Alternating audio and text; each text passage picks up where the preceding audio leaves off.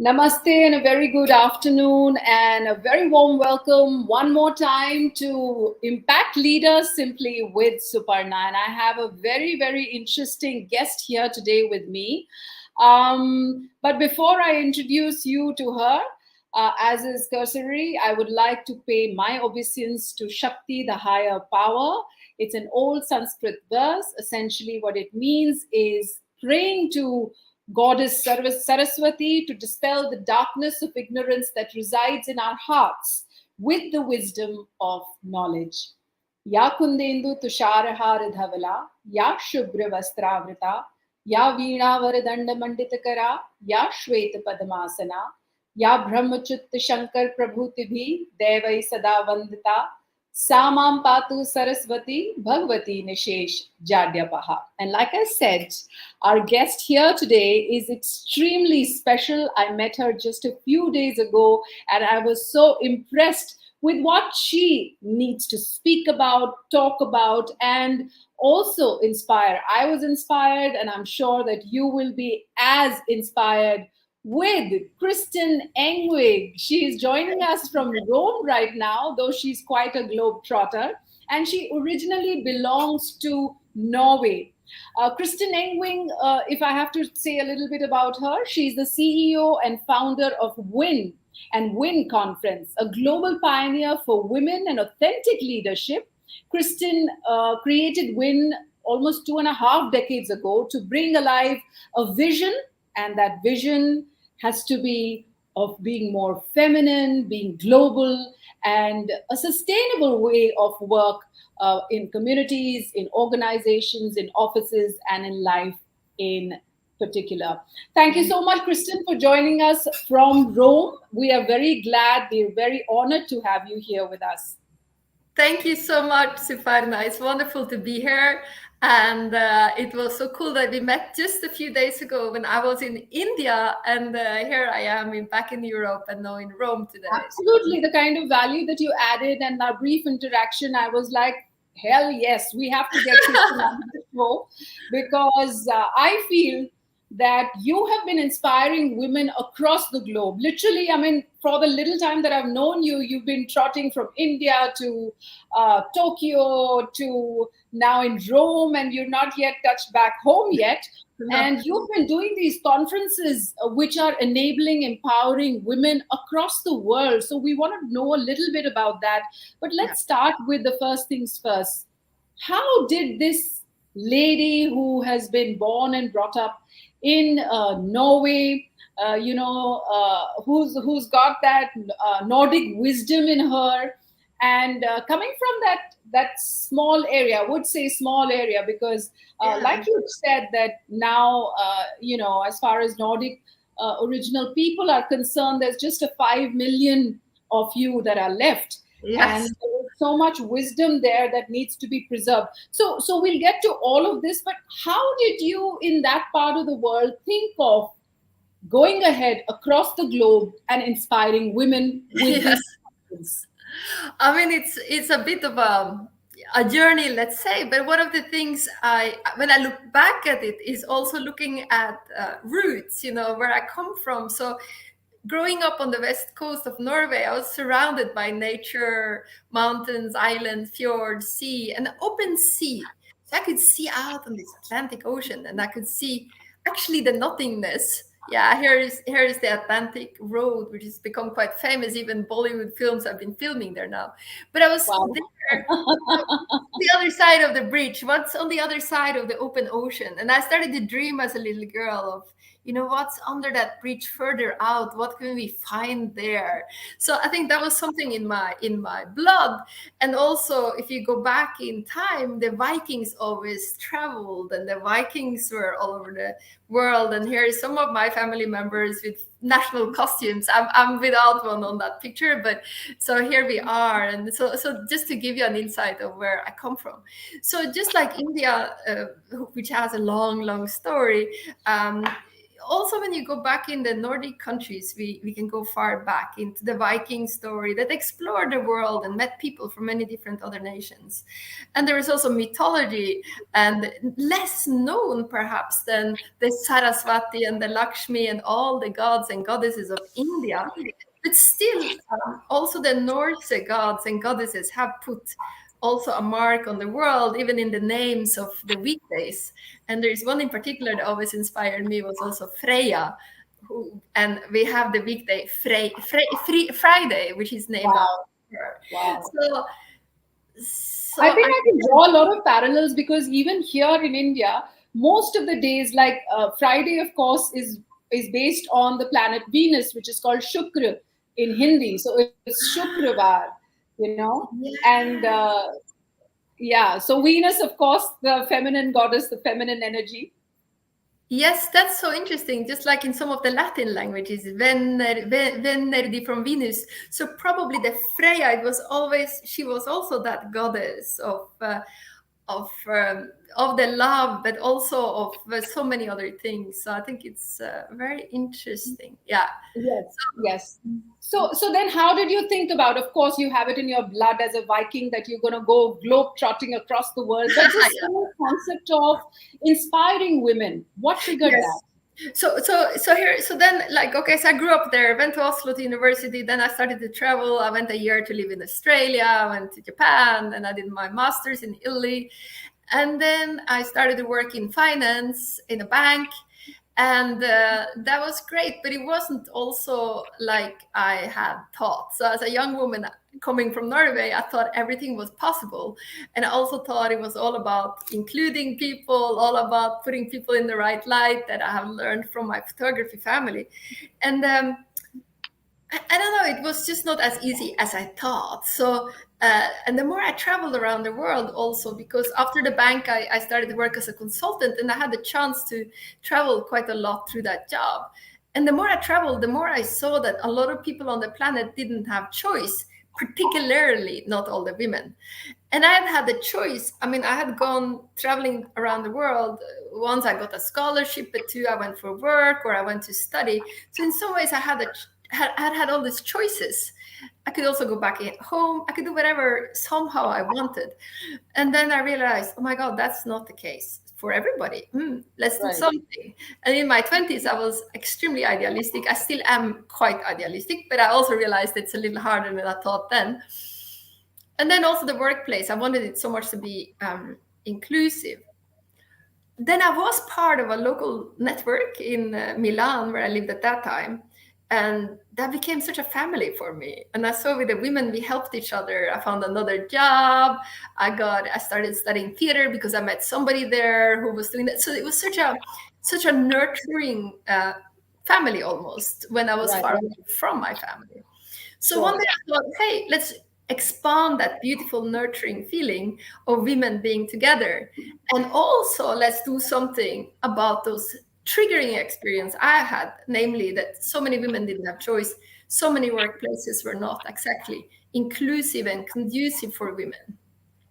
So then I started gathering women because I thought that was the fastest way we could share the knowledge, grow as individuals, and inspire each other. And then because I was so extremely passionate about it, I guess that's how I started to inspire. So it wasn't like, oh, I'm going to decide to inspire, but just because I did something that was new, that nobody had done before, that was Wow. inspiring in itself, I think. Traveling the world where no one's gone before. No woman, no man, no one's gone before. And here's Kristin Engwig doing that, right? All right. So very interesting. Of course, we'll also get to the content of your conferences and events across the globe and how they are inspiring women from various ethnicities and languages and countries. But you've met so many women across the world, right, Kristin? Yeah. Do you actually see that there is a unifying kind of an underlying characteristic of women across the world that tends to hold them back or not live their life completely fully, whether you're in Europe or in Japan or like how you're in Rome or maybe even in India? Or do you feel that each geography is is different and unique in itself. Yeah, I see a lot of unifying advantages, or like unifying capabilities and uniqueness in women all over the world. And also what holds us back, I see there's a lot of similarities actually, but there are certain traits that you see more of in certain countries more than in others. So let's say if I go to, I was just in Japan also, and then a lot of Japanese women have a very hard time of saying no. It's always yes, yes, yes all the time, for instance. And then but then I realized that if I put a magnifying glass on that behavior of not being able to say no, or of even feeling a bit guilty of saying no or shameful of something, I can see in one culture, but a little bit of it we find all over the world. And maybe I go Correct. to another culture, there you see women are procrastinating for one reason or another, but maybe it is this inside is that shyness, or that worry of actually standing out because that was never safe before. And this Hmm. I see all over the world, but it's expressed a little bit differently. And it's also different parts of that same problem. And I think the biggest unifying challenge for many women is this, that it wasn't safe for a very long time to speak up, be in your power, be yourself. And that is something I see a little bit all over the place. Wow, that's kind of an eye opener for us, because when we're living in one particular country, you tend to feel that maybe because of the environments that we are in, that's the reason why women are the way they are, and maybe Yeah. women would be different in another part of the country or in other part of the world. But listening to you, it almost feels like women across the world, somewhere or the other, the degrees may vary, Yeah. but somewhere or the other, they seem to be not confident enough to voice their opinion, if I were to Yes, say. yes, this is the Yeah, thing. And of yeah. course, there is pockets of women, pockets of hope. Let's say there are women all over the world that have that confidence. But if you look at a great majority, this is just a very small group of women that are, thanks God, also increasing. Yeah, and then they literally become like the token face of that particular area, because the companies or maybe even Yeah, the government would portray women to be like that, and that may exactly. or may not necessarily be the case. Yeah. Yeah. And also, so there was even a study that came out 3 weeks ago by UNDP that Mhm. showed that 9 out of 10 people have a negative bias towards women. Wow. And that was people, not men. And that's something I also seen over the years, even when I had big conferences and we did evaluation forums. And maybe I had 93% women in the room, and then some male speakers and some women, mostly women speakers. But year after year, the feedback was, oh, the male speaker is so fantastic. So often we got like best feedback from male speakers. And I thought that was so weird because many women were also good. But then I realized that women, we also have biases towards other women and ourselves. So it's not just, oh, men have a bias towards women. No, we also have it. We also grew up in the patriarchy. So we also need to wake up to that. So it's a very, very interesting work. Right. And we'll go dive a little more deeper into your work, and we would want that those pearls Yes, of wisdom for the women and men who are yes, yes, going to yes. be doing this. But Yeah. tell me, what was your experience like in India? How did you feel the Indian women, or whatever little exposure that you've had? Have you Yes. traveled to India as well? Yes, I have traveled around in India. I've been to Delhi several times. I've been to Mumbai, Agra, Taj Mahal, and I've been to Rampur. I've been recently to Bangalore, Bangalore. and I've been to Rishikesh. Yes, I have been several times, and I love India. So it's And you've really, had the opportunity to informally also interact with women, and not just on formal forums, yeah, like how we met and we stole our little moments to speak to each yeah, other and get to know yeah, each other. yeah. So what impression for Indian women do you carry back with you? Yeah, and I think in India, so first of all, I think there's a great variety of Indian women. It's like some women are very liberated and free and do whatever they want and travel and so on. And then you have great masses that are not. But I think the biggest message for, or the hardship for many women in India also, they have a lot of responsibility, often with family and parents-in-law, and many complexities also from the domestic life as well as out. But the advantages is that many women in India also have a lot of help in the houses, more than many women in Europe have, for instance, or in Japan or some other places. So that is a great help when you have a lot to do. But I think also in India, just like everywhere, it's this thing of freeing yourself to be able to have a life of your dreams, not only based on dreams of family obligations and societal obligations. So. Mm. And also, I remember you mentioning this, that in India, I think the integration of spirituality with your regular Yeah. day-to-day routine Yes. is in a way also helpful for you to be leading a value-based life. Is that how Yes. you perceive Yeah, that's something I really love in India. It's like it's so all the spiritual and emotional intelligence, let's call it, together with all the intellectual things, is so integrated, much more and integrated and very in the open. Like in certain countries, the spiritual life is more hidden and it's only sort of the practical business life that can be spoken about in the work life. And I feel in India it's so much more integrated, and that's so beautiful. And it's also the model I see for women into the future, that we are, I'll call it a renaissance woman, who is a full woman, who has all these faculties. Yeah, we have a brain, we can do mathematics, we can do science, but we are also emotional and spiritually up to speed, let's say. So this is something I see in India. And then it's so colorful, it's really, really very exciting. And it's also in India something I feel is very feminine. You can go with the flow, you meet people that you didn't really plan, but suddenly I'm talking to you, for instance, last week, and I met somebody else, and this person and that person, and that I find it very exciting. So you can live very creative life in that way. Yeah, yeah. And also, Kristin, when you speak of the feminine energy, it is not to do with a particular gender, right? The Yes, feminine energy could be also within a man or any other gender, and it yes, is really a quality that needs to be, I think, honed more as opposed to, probably just focusing only on the material aspect, right? yeah, exactly.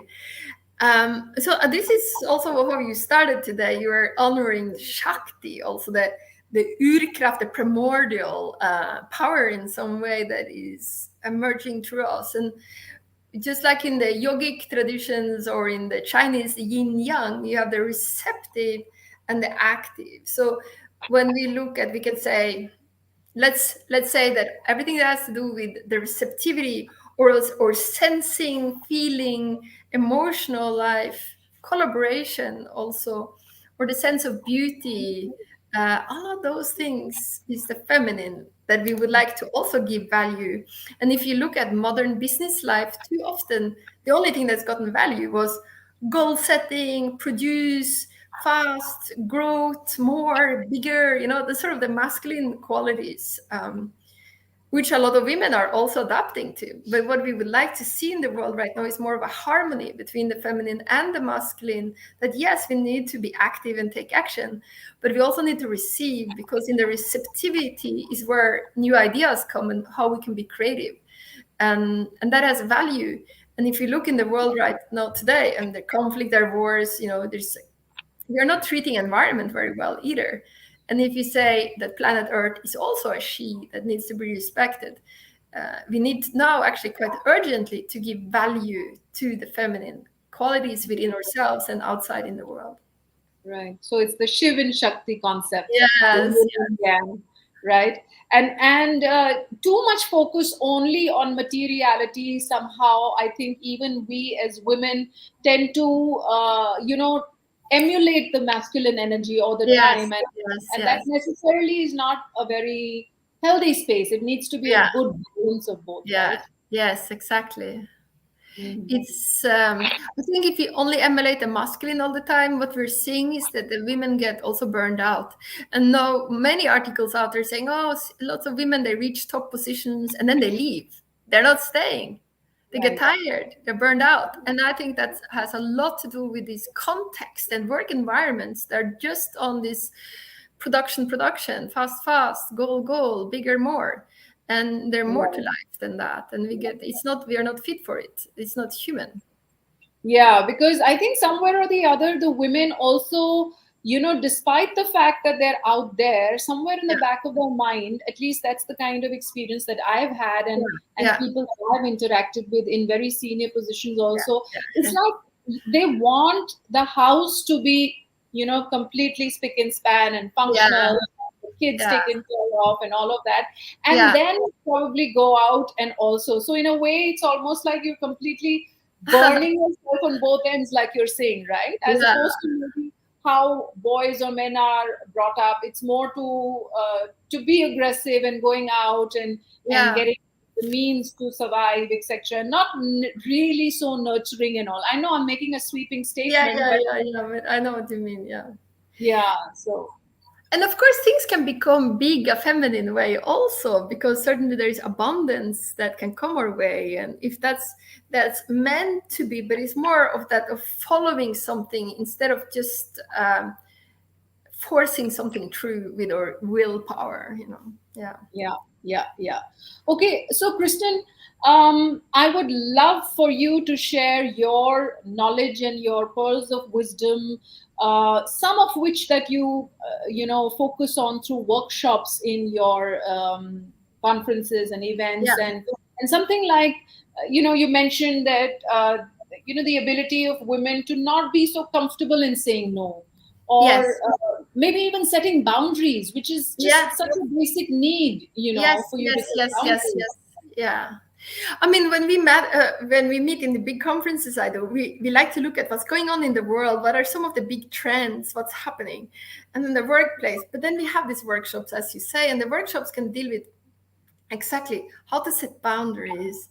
But then it goes quite deep too, because you need about what boundaries for what, boundaries for you, what, so that you are so we are constantly actually aligned to our values and our qualities and what we're all about, so that we can stake out a life which is then authentic, and make it unfold in our, you would say in India, dharma, in your, what you are here to do, and not just live somebody else's life or what's expected of you. And that's not easy for any woman anywhere in the world, but that's, I think, our job right now, to train ourselves in that. And Hmm.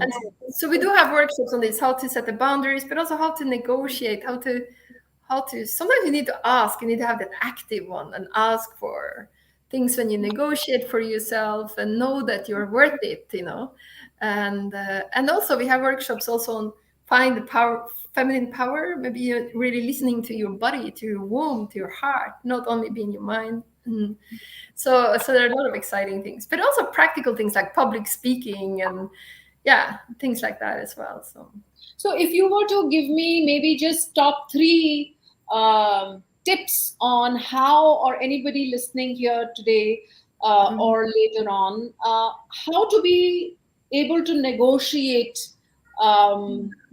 just three. I know it's Yeah, yeah, really, yeah, yeah, yeah. it must be a very deep dive kind of a subject. But if you were to say, what are the top three things for a woman, to negotiate better for herself?